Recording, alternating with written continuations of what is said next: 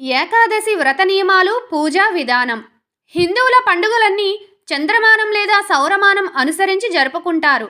కానీ ఈ రెండింటి కలయికతో పుష్యమాసంలో వచ్చే పండుగ ఒకే ఒకటి, ముక్కోటి ఏకాదశి. దీనినే వైకుంఠ ఏకాదశి అని పిలుస్తారు. శేషతల్పం మీద శయనించే శ్రీ మహావిష్ణువును దర్శించుకోవడానికి వైకుంఠానికి తరలి వెళ్లే ముక్కోటి దేవతలతో కలిసి స్వామి భూలోకానికి వచ్చే శుభ సందర్భం వైకుంఠ ఏకాదశి. పరమ పవిత్రమైన ఈ రోజున ఉత్తర ద్వార దర్శనంతో జన్మజన్మల పాపాలు తొలగిపోయి పుణ్యలోకాలు ప్రాప్తిస్తాయని అంటారు.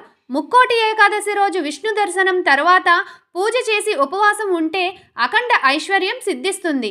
ఏడాది మొత్తంలో వచ్చే 24 ఏకాదశుల్లో ముక్కోటి ఏకాదశి రోజున చేసే ఉపవాసం విశేషమైన ఫలితాన్నిస్తుందని పండితులు చెబుతున్నారు. వైకుంఠ ఏకాదశి రోజున శ్రీ మహావిష్ణువుకు దీపారాధన చేస్తే శుభ ఫలితాలు ఉంటాయి. ఈ రోజు చేసే పూజలు, దానాల వల్ల ఏడాదిలో ప్రతి ఏకాదశికి చేసినంత పుణ్యఫలం దక్కుతుంది. ముక్కోటి ఏకాదశి రోజు ఉత్తర ద్వార దర్శనం చేసుకుంటే గ్రహ దోషాలు తొలగిపోతాయి. అంతేకాదు జీవితంలో ఎటువంటి సమస్యలు ఉండవంటారు. అందుకే వైకుంఠ ఏకాదశి రోజున ఈ చిన్న పని చేస్తే 7 జన్మల పాపాలు తొలగి అఖండ ఐశ్వర్యం కలుగుతుంది. వైకుంఠ ఏకాదశి రోజున సూర్యోదయానికి ముందే నిద్రలేచి తలస్నానం చేయాలి.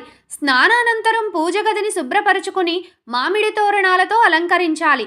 ఏకాదశి విష్ణుమూర్తికి ప్రశస్తమైన తిథి కాబట్టి ఆయన ప్రతిమను పూజించాలి. కొందరి ఇళ్లలో ఈ రోజున విష్ణుమూర్తికి కలశం పెట్టే ఆచారం కూడా కనిపిస్తుంది. పూలతో పాటుగా హరికి ప్రీతిపాత్రమైన తులసీ దళాలతో ఆ స్వామిని పూజించుకోవాలి. ముక్కోటి ఏకాదశి రోజున విష్ణుమూర్తిని వైకుంఠ ద్వారం వద్ద దర్శించుకున్న మధుకైటబులనే రాక్షసులకు శాప విమోచనం కలగడంతో తమలాగే వైకుంఠ ద్వారాన్ని పోలిన ద్వారం నుంచి శ్రీహరిని దర్శించుకునే వారికి మోక్షం కలగాలని కోరుకున్నారట. ఉత్తర దిక్కు జ్ఞానానికి సూచన కాబట్టి ఇహలోకంలో అంధకారంలో కొట్టిమిట్టాడుతున్న తమ మనసుకు పరిపక్వత కలిగించమని ఆ భగవంతుని వేడుకోవడం ఉత్తర ద్వార దర్శనంలోని ఆంతర్యంగా కనిపిస్తుంది. కాబట్టి ఒకవేళ ఆలయానికి వెళ్లడం కుదరని పక్షంలో ఉన్న చోటే ఆ హరిని ధ్యానించుకుంటూ తనలోని అజ్ఞానాన్ని తొలగించి శాశ్వతమైన శాంతిని ప్రసాదించమని వేడుకోవాలని పెద్దలు సూచిస్తున్నారు. ఏడాదిలోని అన్ని ఏకాదశి రోజుల్లో ఉపవాసం ఉండకపోయినా ముక్కోటి ఏకాదశి రోజున ఉంటే అపార ఫలితం దక్కుతుందని అంటారు. జీవుడి దేహంలో 5 కర్మేంద్రియాలు, 5 జ్ఞానేంద్రియాలు, మనసు మొత్తం కలిపి ఏకాదశ ఇంద్రియాలు ఉంటాయట. ఈ ఏకాదశ ఇంద్రియాలను నారాయణుడికి అర్పించే అరుదైన అవకాశమే ఏకాదశి వ్రతం.